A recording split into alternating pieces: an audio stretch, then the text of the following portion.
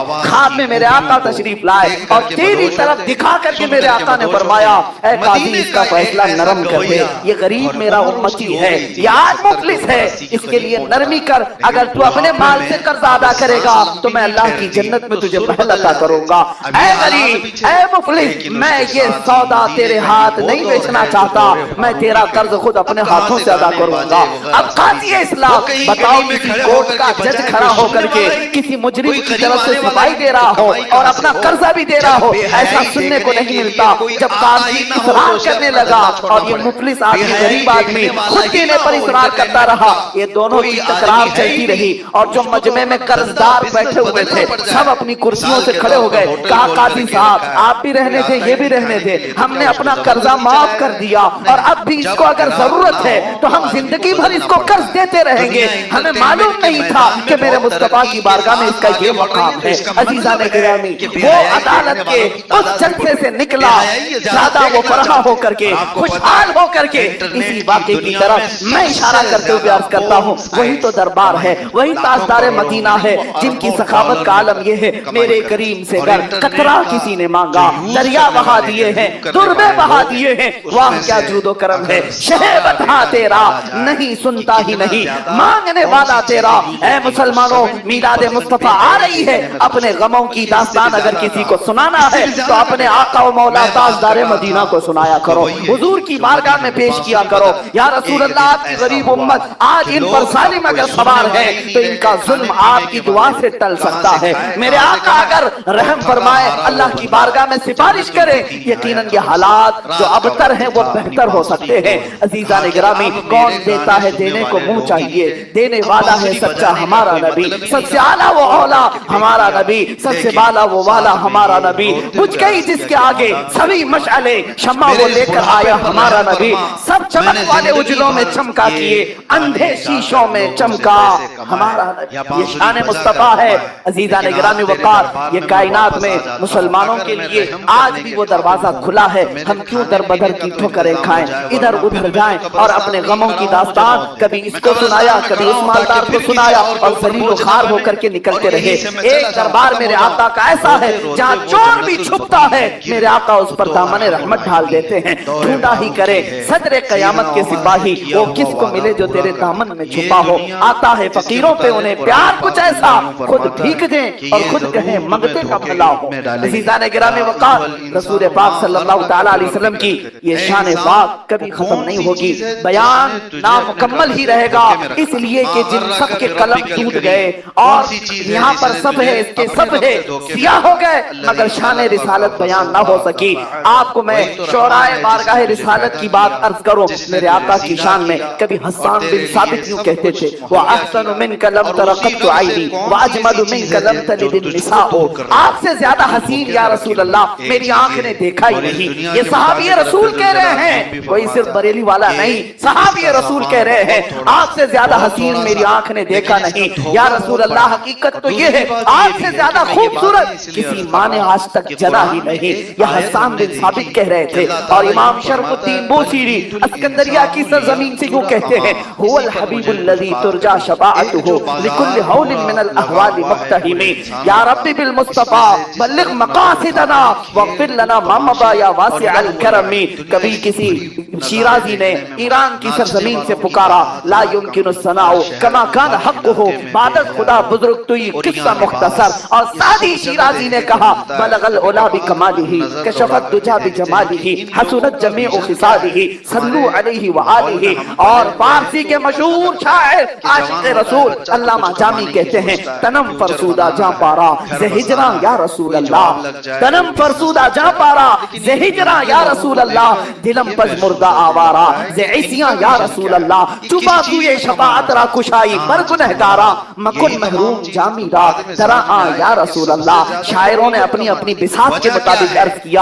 अब आओ वो शायर मशरिक कलंदर लाहौरी भी जब पुकारता है, इकबाल अपनी जुबान में यूं कहता है, बारगाह मुस्तफा की शान बयान करते हुए, मोहम्मद की मोहब्बत दीन हक की शर्त अव्वल है, इसी में हो अगर खामी तो सब कुछ नामुकम्मल है। कि मोहम्मद से वफा तूने तो हम तेरे हैं, ये जहां चीज है क्या लौह कलम तेरे हैं। कुव्वत इश्क से हर पस्त को बाला कर दे, दहर में नामे मोहम्मद से उजाला कर दे। सारे शायर मुस्तफा की बारगाह में अर्ज करते रहे। अब आओ शायरों का शायर, कलामों का कलाम, इमामों का इमाम, बरेली का ताजदार भी बारगाह मुस्तफा में शान बयान करते हुए यूं कहता है, जमीन और ज़मान तुम्हारे लिए, मकीन और मकान तुम्हारे लिए, चुनीनो चुना तुम्हारे लिए, बने दो जहां तुम्हारे लिए, दहन में जुबान तुम्हारे लिए, बदन में है जान तुम्हारे लिए, हम आए यहाँ तुम्हारे लिए, उठे भी वहां तुम्हारे लिए। जिना में चमन, चमन में समन, समन में भवन, भवन में दुल्हन, सजाए में है ऐसे मिलन, ये अमन और अमान तुम्हारे लिए।